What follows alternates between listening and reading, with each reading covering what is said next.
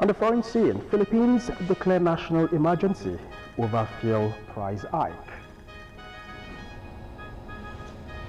And now to business news. Dangote price hike fuels increase in cooking gas costs. Details on the business news much later in the news. I am Simia Tabaru. Stay with us. And on sports news tonight, European football fans sue FIFA over high 2026 World Cup ticket prices. I bring you details of this and more on the sports segment of the news. I am Emmanuel Daskaldo. Stay with us. Life doesn't get easier or more forgiving. We get stronger and more resilient. Don't forget you can watch us live on Facebook at OGTV and Ogun State Television, on YouTube at OGTV Abeokuta, and on OGTV website www.ogtv.com.ng/live. For the latest news and reports, check us on these platforms: X at Ogun TV, Instagram at Ogun State Television, or download the OGTV app on Apple Store and Google Play Store. And now to the news.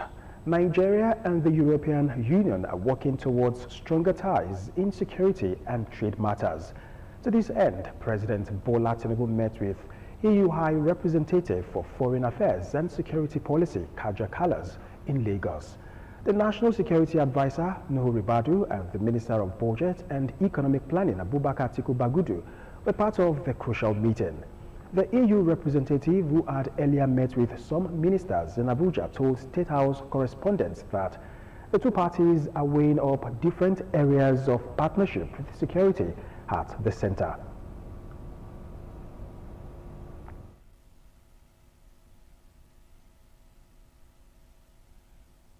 We are very like-minded partners, European Union and Nigeria, and we were today exploring new ways where we can cooperate. I think the security situation in the world is very serious if we look at the geopolitical picture, and that's why it's important that those countries who are valuing the rules and international, rules-based system also, stick together. Meanwhile, the federal government of Nigeria and the government of the Republic of Finland have signed a memorandum of understanding on digitalization and innovation to deepen economic activities in the two countries. The Minister of Communications, Innovations and Digital Economy, Bosun Tijani, said the move will mark a significant milestone in deepening of bilateral cooperation in the digital sector. The MOU was signed in Abuja by Dr. Tijani and Mr. Jano Sajala, under Secretary of State International Trade of the Ministry for Foreign Affairs of Finland. The MOU will strengthen the framework for collaboration in key areas such as digital government, emerging technologies, digital public infrastructure, cybersecurity, innovation ecosystems, and capacity building. It reflected both countries' shared ambition to leverage digital transformation as a driver of sustainable economic growth, efficient public services, and inclusive innovation. Also speaking at the event, Mr. Sajala said Finland is very pleased to deepen its partnership with Nigeria in building resilient, secure, and human-centric digital societies. The MOU complemented the ongoing Finland-Nigeria cooperation in the digital sector, including Finland's lead role in the EU's Team Europe initiative on support to digital public services. President of the Dangote Group, Aliko Dangote, has praised President Bola Ahmed Tinubu's recent visit to the United Kingdom, describing it as a significant step in strengthening Nigeria's global partnerships. Dangote noted that the visit reflects growing confidence in Nigeria's economic direction and leadership, adding that it is expected to boost trade, investment, and broader cooperation with developed nations. He said improved bilateral relations with the UK could encourage other countries to deepen engagement with Nigeria, particularly in key sectors of the economy.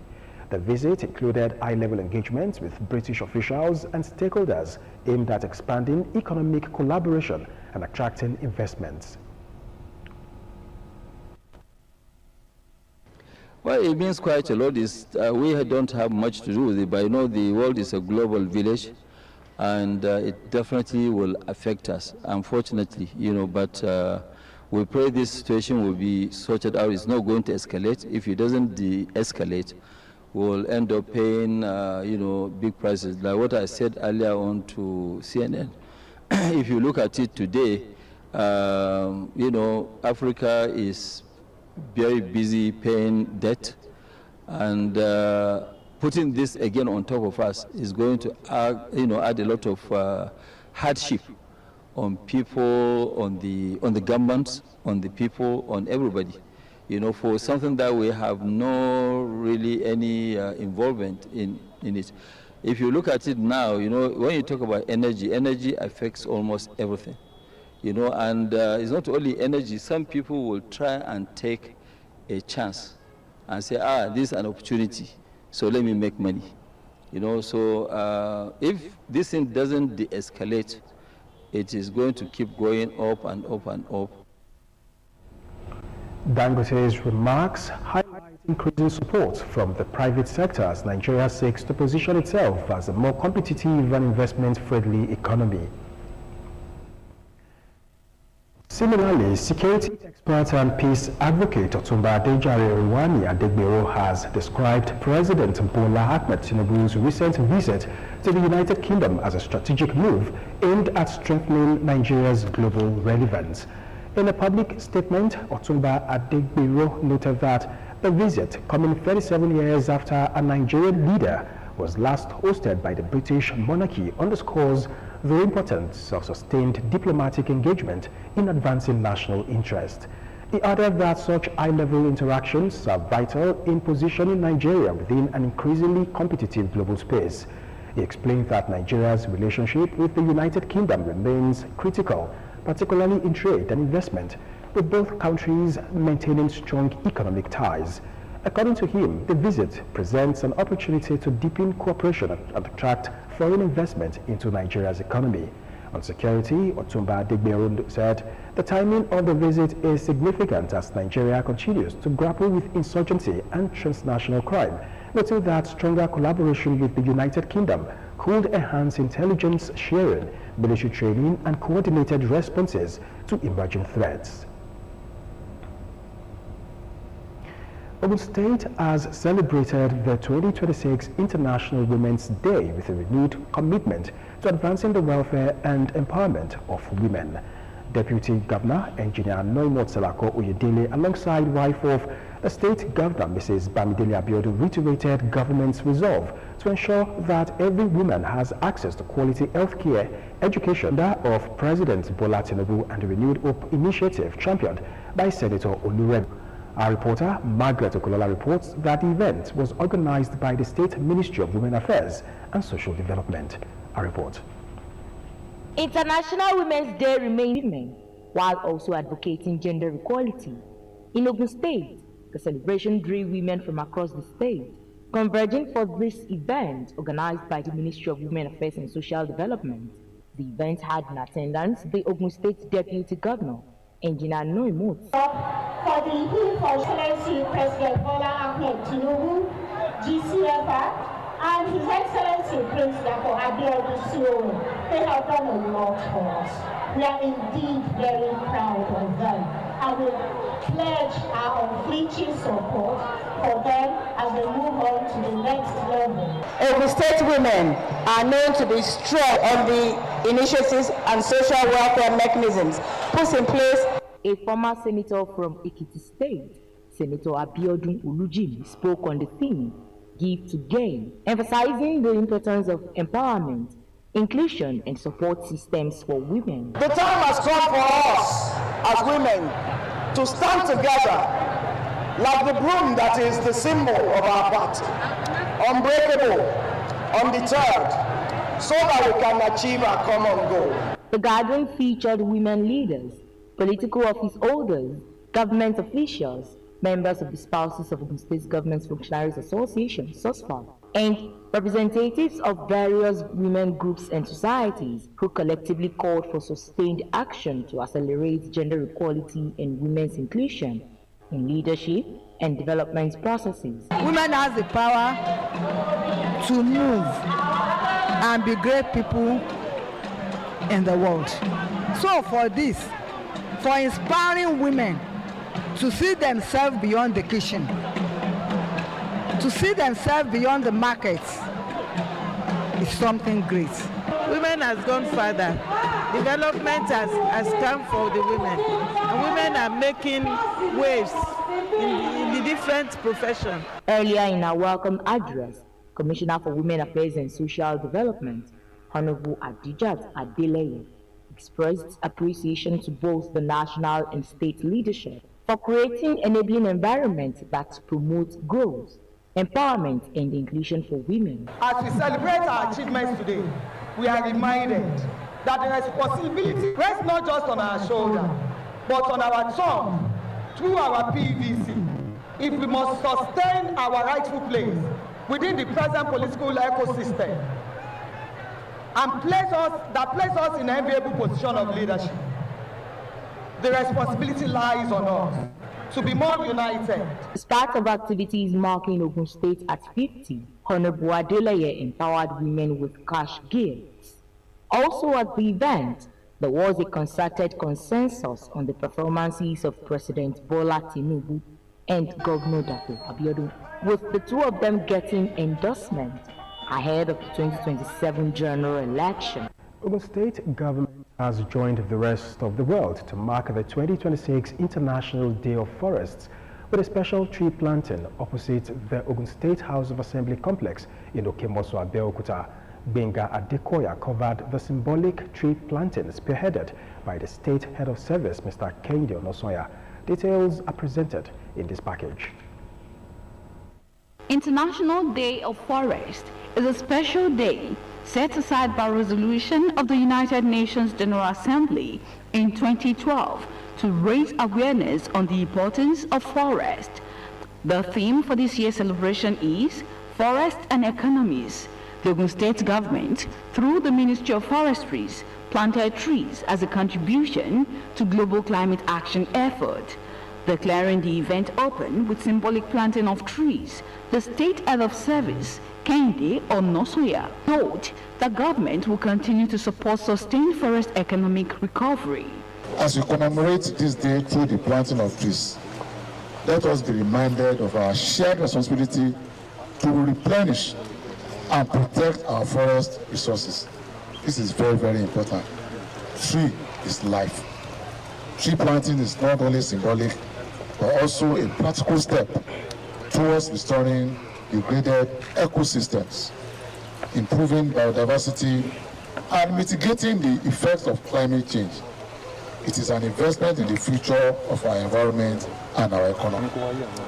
The State Commissioner for Forestry, Honorable Taiwo Oludotu, states that biodiversity was under serious threat from deforestation, forest degradation, and climate change, adding that forest depletion, combined with heavy industrial effluent and carbon monoxide, is a danger to the environment and to humanity, which has aggravated climate change and global warming. And part of what we have done in the economy of this state is for us to partner with some private investors, particularly those ones that get their raw materials from our forest reserves.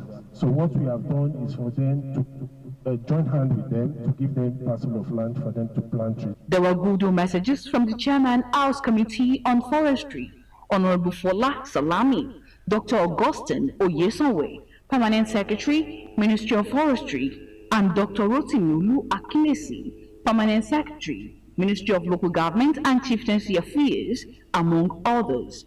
Welcome to year 2026 Forest Day. It's supposed to have been on the 21st Saturday, but because of the public holiday and other things, we decided to hold it today. Tree planting, it's a very important component of environmental sustainability. One, let's start with the climate change that everybody is talking about now. It actually mitigates the climate change. High point of the event was a symbolic tree planting by notable personalities present at the event. As part of activities to commemorate World Tuberculosis Day, stakeholders in the health sector embarked on a sensitization walk in Abeokuta, Ogun State, to raise awareness on the prevention and treatment of tuberculosis.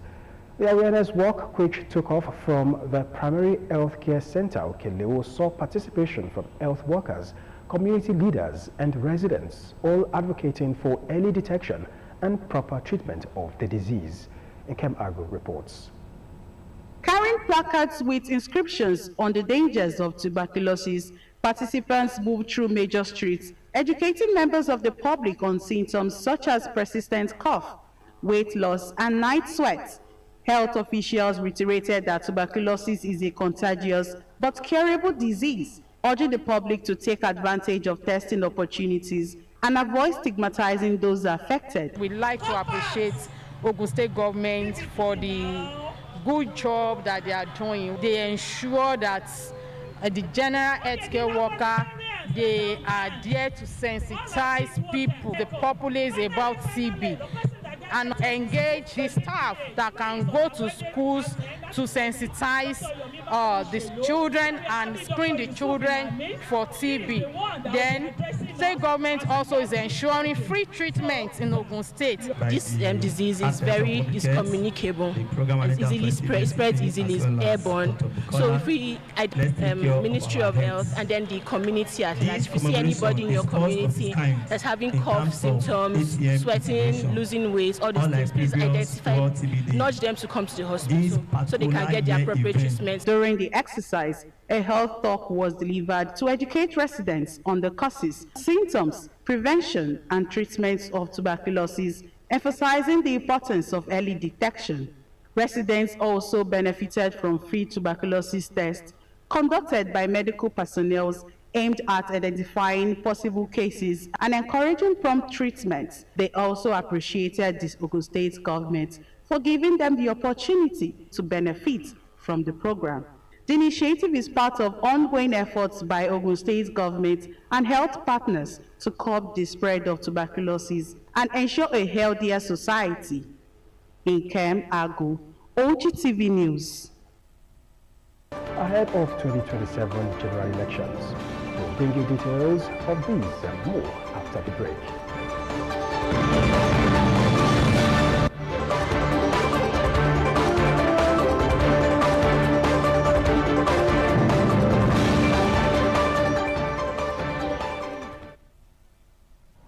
Thanks for joining us again.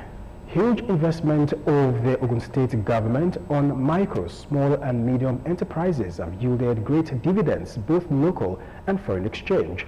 The state governor, Prince Dapo Abiodun, stated these at the third edition of the State MSME's Business Clinic in Abeokuta. Fora Desol reports.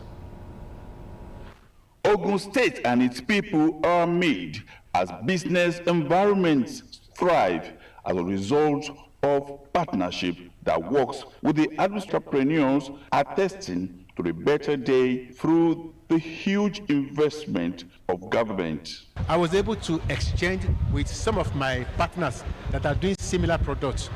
We have exchanged our contacts to work together. Thank you very much for investing in us, because much more than the financial support, the literacy that we've gotten so far will go a long way in helping our business roots. I'm privileged to win the National MSME Award of Excellence in Fashion and Style 2025 last year.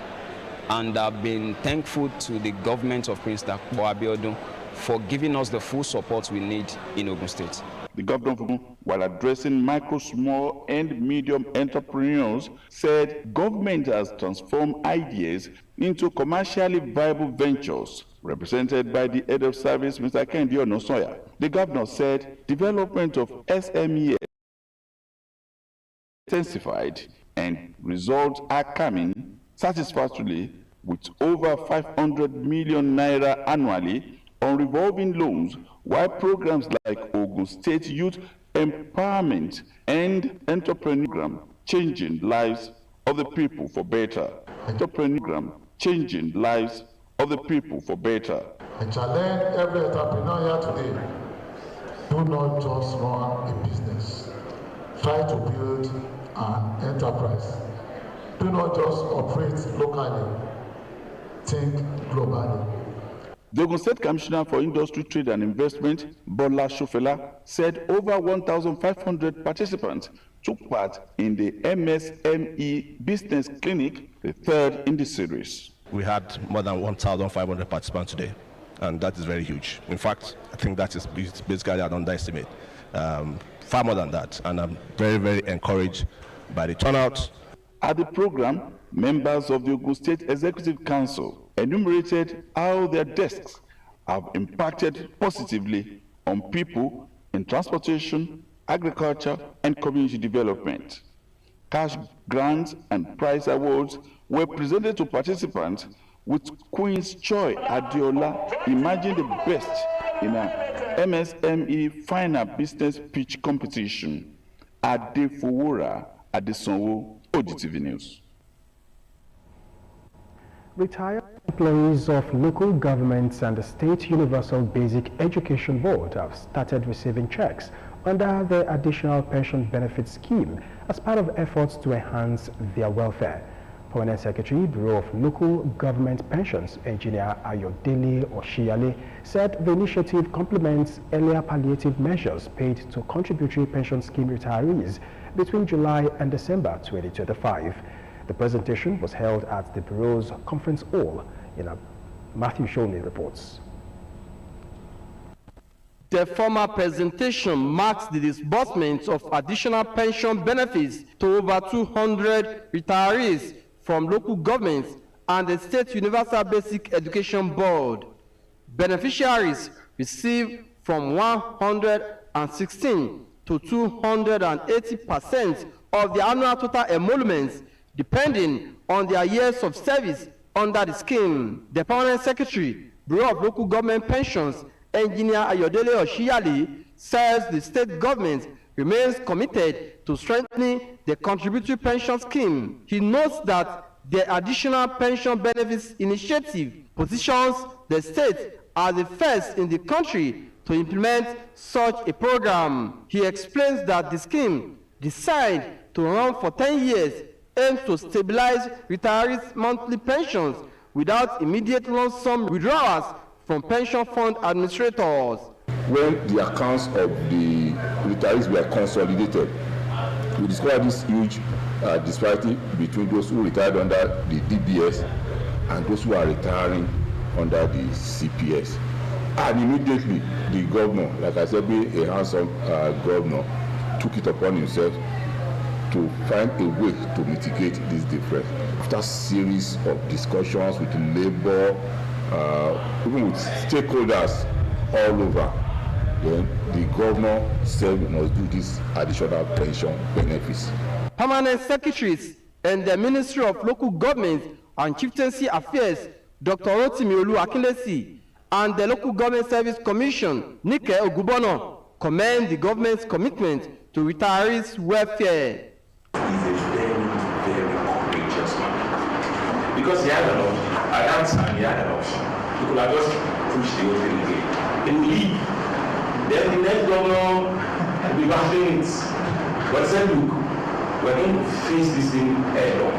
We are very grateful. The first of its kind in this whole country. Even the federal government is giving 100%. And from here, we are taking from 116 to 280%. Also speaking, the Ogun State Chairman of the Local Government Pensioners of Nigeria, Pastor Benedict Ademoye, alongside the representative of Noge, Fatai Akiyode, and pension fund administrators, described the initiative as a landmark achievement in pension administration. And he doesn't run away from challenges. What we thought that it is impossible, it's now become possibility now. From my experience in pension industry, 18 years, tells me that the government has gone away. Beneficiaries expressed appreciation to the government, describing the gesture as timely and impactful. Because I think that I will have died before they pay the money. But today I'm very happy. I'm just too happy because I thought it would never be. But Now it has come to be. I give thanks to God for sparing my life, that I am able to collect the check. The event also featured enlightenment sessions on investment opportunities for retirees, alongside the launch of a handbook on the contributory pension scheme. Matthew Showme, OGTV News. Nigeria has successfully enrolled over 6.5 million pregnant women in its triple elimination program, a milestone in the prevention of mother-to-child transmission of HIV, hepatitis B, and syphilis. The Executive Secretary, Country Coordinating Mechanism at Global Fund, Tajuddin Ibrahim, said this at the 14th Ministerial Oversight Committee meeting of the Basic Health Care Provision Fund in Abuja. The meeting was convened by the Federal Ministry of Health and Social Welfare. Ibrahim said the achievement reflects improved data management, health facility coverage, and targeted interventions across the country. He noted that Nigeria previously lagged behind some West African countries in reaching pregnant women with essential health services. According to him, 99% of pregnant women were tested for HIV in 2025, surpassing the national target of 95%, while parental and partner testing reached 95%. He emphasized that reaching over 6.5 million women marks the greatest efforts to date in preventing mother-to-child transmission of these diseases. The federal government has said the media remains a powerful force in shaping national perceptions and driving accountability. Minister of Information and National Orientation, Mohammed Idris, stated this in Abuja at the National Anti-Money Laundering and Counter-Financing of Terrorism Media Outreach Program. The program, themed "The Role of Media in the Fight Against Corruption, Issues and Challenges," was attended by stakeholders, with the minister represented by the Executive Secretary and Chief Executive Officer of the Nigerian Press Council, Dr. Dili Ezuga. Idris said the administration of President Bola Tinubu has taken deliberate steps to address corruption and illicit financial flows, adding that Nigeria is positioning itself as a responsible player in the global fight against financial crimes. He said reforms have strengthened financial intelligence systems, improved monitoring of suspicious transactions, and enhanced compliance with global anti-money laundering and counterterrorism financing standards. According to him, key institutions, including the Nigerian Financial Intelligence Unit, have improved coordination and enforcement, increasing the ability to detect, investigate, and prevent financial crimes. He added that reforms in the financial sector, supported by the Central Bank of Nigeria, are improving transparency and restoring confidence in the economy. Meanwhile, the federal government has clarified the circumstances surrounding the dismissal of senior officials of the Nigerian Correctional Service, including an Assistant Controller General, describing the action as a clear demonstration of its zero tolerance for corruption and abuse of power within correctional facilities. Minister of Interior Olubunmi Tunjiojo said the affected officers were dismissed after being found culpable of corruption, abuse of authority, and other misconduct, noting that they had breached the trust and ethical standards expected of them. He added that other officials found wanting would also face disciplinary action as the investigative panel on corruption and abuse of power concludes and submits its final report for implementation. Tunjiojo spoke while declaring open a stakeholders' engagement for the presentation and validation of the report of the Independent Investigation Panel on alleged corruption and other violations against the Nigerian Correctional Service. The minister explained that the investigative panel was constituted about 16 months ago following allegations of corruption involving some persons, involving some prison officials, particularly in relation to the custody conditions of cross-dresser Bobrisky. He commended the panel for its work and stressed that correctional facilities must not be places where inmates are subjected to cruelty or degrading treatment.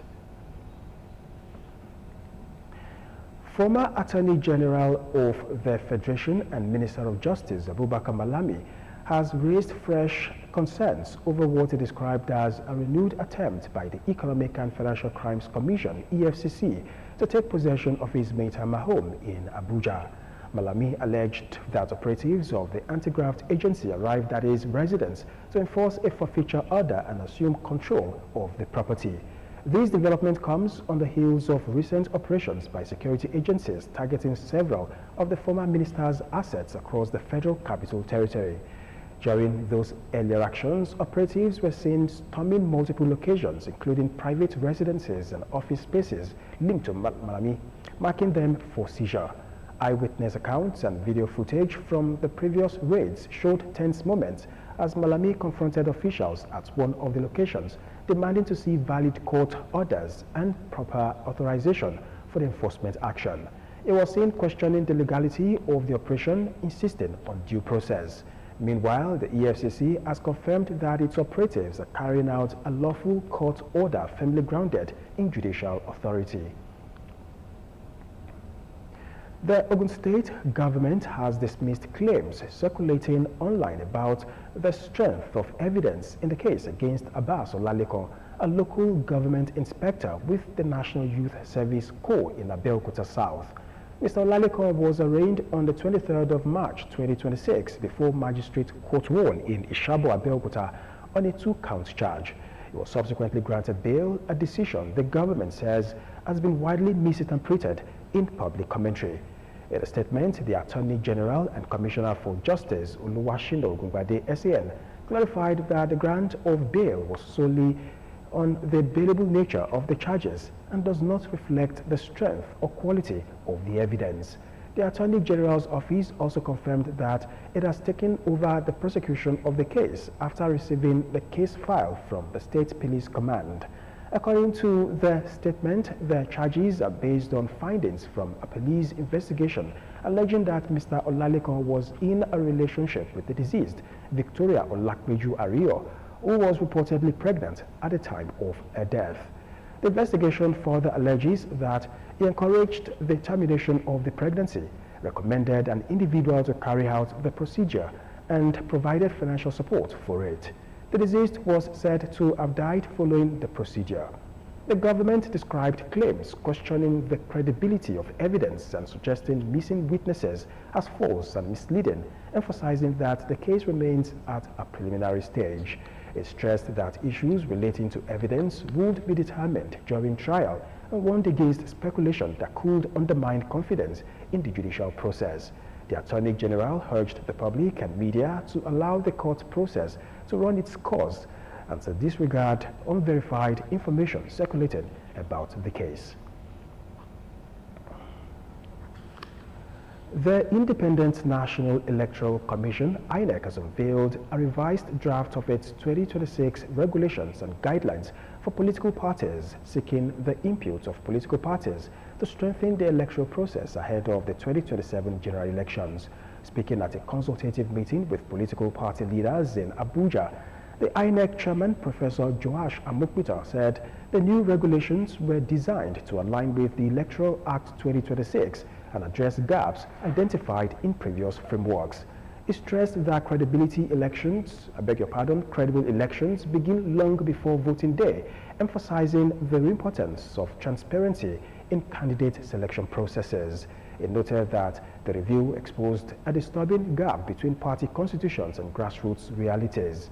He added that the new framework introduces reforms across key areas such as party registration and mergers, internal operations, conduct of primaries, campaign activities, financial transparency, and conditions for deregistration. According to him, the measures are aimed at curbing irregularities, particularly in party primaries. The INEC chairman also highlighted provisions on campaign finance, noting that the Electoral Act 2026 empowers the Commission to determine election expenses in consultation with political parties.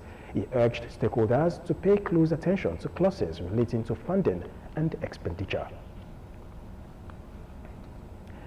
A stakeholders meeting of the Sharafa Support Group ahead of 2027 political engagement has been held in Abeokuta with members emphasizing unity and coordination of efforts. The meeting brought together key stakeholders and supporters focusing on strengthening structures and aligning strategies for the future.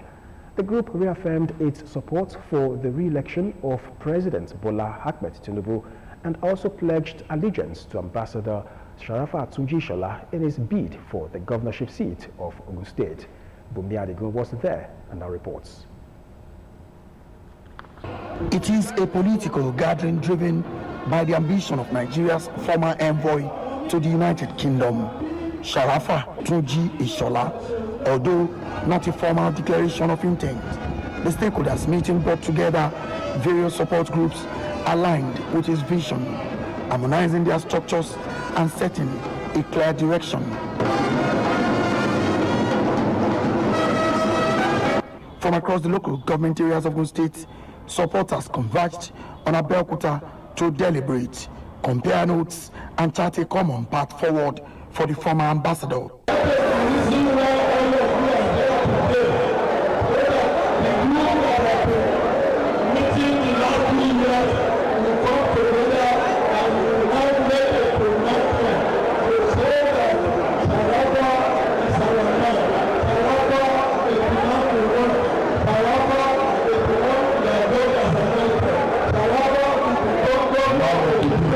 Speaking at the event, the former envoy called on all his support groups to align with the re-election bid of President Bola Ahmed Tinubu ahead of the 2027 elections. For us to move forward as a country, these economic reforms are necessary to restructure our country and put our country on the path of prosperity. It is on these accounts that I want all of you to help me endorse Mr. President for second term. Ambassador Sharafa Tunji Shola also charged the over 100 support groups present to unite, consolidate their ideas, and work collectively towards a common goal. As we move on, it is very necessary to harmonize the various local governments so that we continue to stand together and bond together to be able to achieve our desired objectives. I use this opportunity to thank the organizers of today for the various efforts that they have put in place to achieve this tremendous success. Goodwill messages from stakeholders emphasized that the former envoy is well qualified for the governorship seat of Ogun State, citing his political journey from local government chairman to special assistant, secretary to the state government, minister of the Federal Republic, and ambassador to the United Kingdom. They added that a formal declaration of his intention would be made in due course at a larger venue to accommodate wider participation. Bumi Adigun, OGTV News. A political support group backing member of the House of Representatives representing Ifo and Iwekoro Federal Constituency, Ayokunle Ibrahim Isiaka, has dismissed claims by a coalition of constituents under the banner of Ifo Local 2027 MHR movement. The group described the coalition as unknown and not recognized as a legitimate body capable of speaking on behalf of the people of Ifo constituency. They maintained that the lawmaker remains widely accepted, noting his current position as a principal officer in the House as a testament to his performance and leadership. The group thereafter pledged its loyalty and support for his return, insisting that he deserves another term in office. The rest of the report is presented in this package. Just last week, a coalition of constituents under the banner of the Ifo Local 2027 MHR movement converged on the party secretariat of the All Progressives Congress, APC in Abeokuta, to make a case for someone from Ifo constituency to take the seat of the House of Representatives come 2027. Two local governments, Ifo and Iwekoro, are closely tied when it comes to the federal constituency, and the current representative hails from Ifo and occupies a principal position at the National Assembly. Another group loyal to Honorable Ayokunle Ibrahim Isiaka has again stormed the same party secretariat to counter that position, insisting that he deserves another term, citing what they described as outstanding performance. Letter of reaffirmation on Right Honorable Ibrahim Ayokunle Isiaka, MHR, Easy Life, Deputy Chief Whip of the House. The above subject refers sequent to a state protest last week by some individuals from Ifo local government, third Ifo local, seeking an unconstitutional right, trying to deny our performing industrious MHR one more time at the Green Chamber. However, we are using this prestigious medium to state categorically on how Honorable Ibrahim Isiaka Ayokule has been the most qualified aspirant to represent us at the Green Chamber again. They enjoined those agreed to allow party structures and constitutional provisions guide the political process, noting that politics should be played within the established rules. Due to his wealth of experience, year of service, love from the masses, indefatigable service to the good people of federal representative, federal constituency, and which he possessed the constitutional right to aspire again, as specified in our national constitution, section 65, 106, 131, and 177 respectively. We are at the same time starting categorically how Ifo local government has dominated our constituency representative at the Green Chambers. They also pledged their allegiance to the lawmaker, affirming that his support-based cut across Ifo and Ewekoro federal constituency, expressing confidence of massive votes in his favor come 2027. The group further maintained that continuity in representation would ensure the consolidation of ongoing projects and sustained development across the constituency, urging party leaders to consider experience, performance, and loyalty in determining the party's direction ahead of the elections. Business News is next with Simiata Baru. Stay tuned.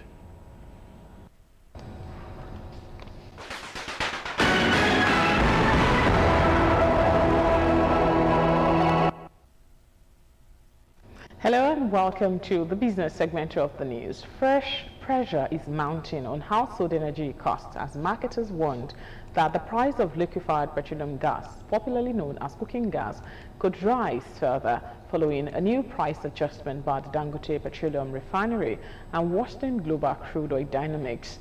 The Nigerian Association of Liquefied Petroleum Gas Marketers said retail prices have already climbed sharply to 1,000 naira per kilogram, driven by higher ex-depot prices, surging logistics cost, and ripple effect of rising crude oil prices. This comes as the Dangote Refinery increased its LPG ex-gantry price from 760 naira and 800 naira last week to 825 naira per kilogram on Monday, a development seen by industry players as a key trigger for downstream price adjustment across the country. Operators explained that beyond the refinery price adjustment, rising transportation costs fueled by higher diesel prices and operational bottlenecks are significantly compounding the situation. Nigeria's net domestic credit has dropped by 6.9% year-on-year in January 2026 to 109.4 trillion naira from 102.4 trillion naira in the same period of 2025, according to the Central Bank of Nigeria latest money and credit report. The net domestic credit is the total value of bank credit to both the private and public sectors. The decline, according to analysts, is a reflection of monetary policy easing as inflation continued to drop marginally. Details of the report reveal that in January 2026, bank credit to government stood at 32.2 trillion naira, while credit to private sector stood at 75.2 trillion naira. The Minister of Solid Minerals Development, Dr. Dele Alake, disclosed that the Tinubu-led administration has attracted over $2.6 billion in foreign direct investment, FDI, into the sector in 2 years. Alake made this known in his